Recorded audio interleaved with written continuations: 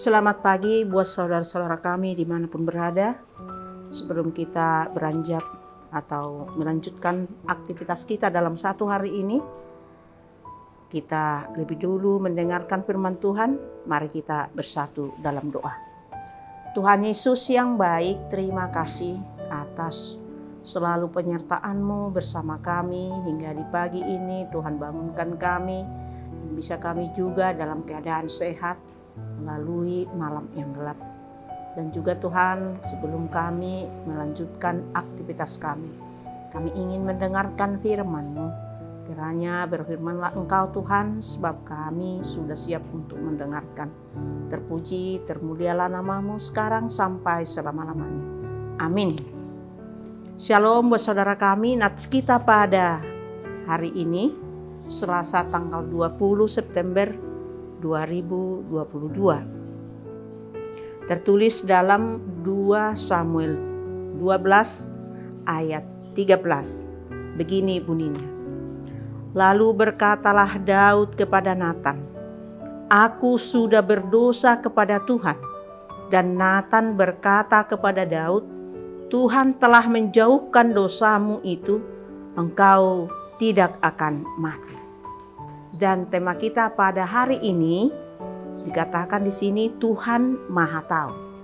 Saudara-saudara yang dikasihi Tuhan Yesus Kristus, Allah membenci dosa. Dan Allah tidak akan membiarkan orang-orang pilihannya hidup dalam dosa. Itu sebabnya Allah mengutus Nabi Natan kepada Daud. Allah memakai Natan untuk menegur dosa yang telah dilakukan Daud. Allah tidak pernah berkompromi dengan hamba-hambanya yang telah melakukan dosa.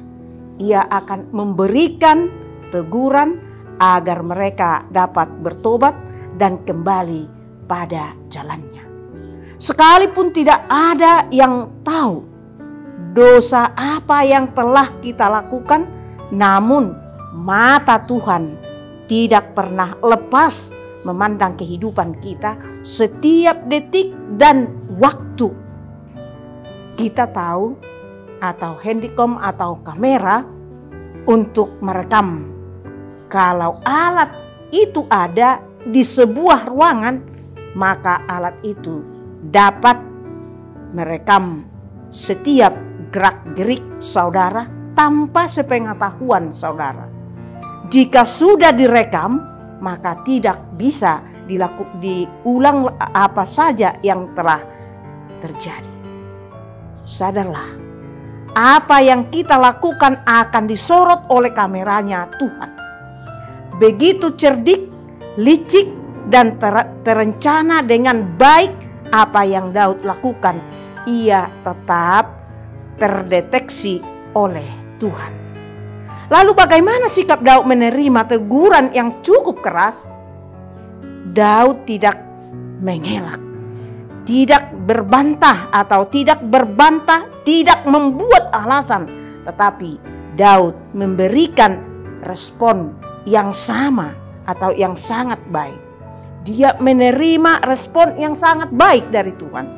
Ia menerima teguran dari Tuhan dan mengakui bahwa ia bersalah. Tidak mudah baginya mengakui bahwa dirinya berdosa di hadapan Tuhan maupun masyarakat.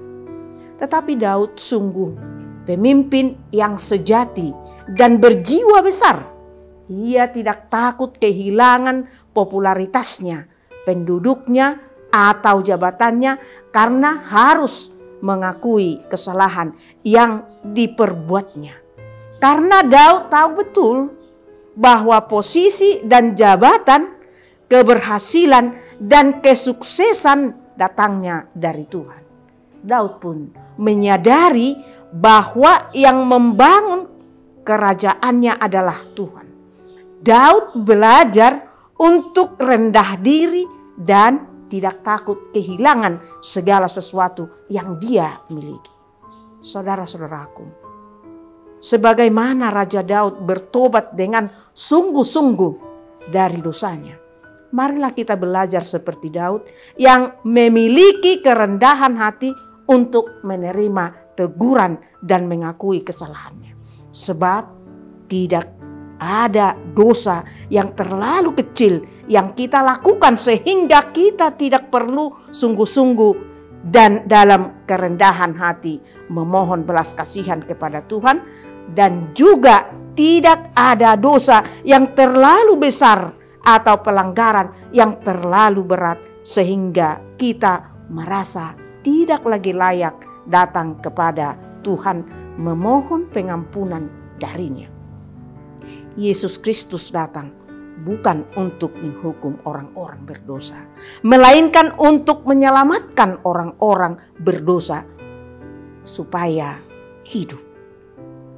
Karena itu dalam hal ini peringatan Allah melalui Nabi Nathan kepada Daud boleh menjadi sebuah pesan yang memberikan ruang kepada kita untuk segera bereaksi dengan cepat berbalik kepada Allah dengan sungguh-sungguh dari kita. Oleh karena itu saudara-saudaraku, datanglah kepada Tuhan dalam kerendahan hati dan penyerahannya. Amin. Terima kasih Tuhan Yesus atas sapaan firman-Mu pada kami saat ini. Mengatakan supaya kami Tuhan, kalau ada dosa yang kami lakukan, yang walaupun manusia tidak dapat melihatnya, tetapi semua tingkah kami di hadapan-Mu pasti Engkau rekam Tuhan Yesus. Karena itu Tuhan Yesus, melalui firman-Mu ini, kami diingatkan apabila ada dosa kami tetap datang ke hadapan-Mu dan bahkan untuk menghapuskan segala dosa yang kami lakukan, yang kami sengaja maupun yang tidak sengaja. Oleh karena itu Tuhan, kami datang ke hadapan-Mu supaya Tuhan tetap menuntun, membimbing kami di perjalanan kami, baik dalam aktivitas kami, supaya kami jangan selalu melakukan dosa. Tapi supaya kami selalu berpegang kepada firman-Mu dan Engkau menuntun, memberikan tenaga bagi kami dan selalu mengingatkan kami supaya kami jangan jauh dari Engkau. Terima kasih Bapa, terpujilah nama-Mu sekarang sampai selama-lamanya. Amin. Shalom.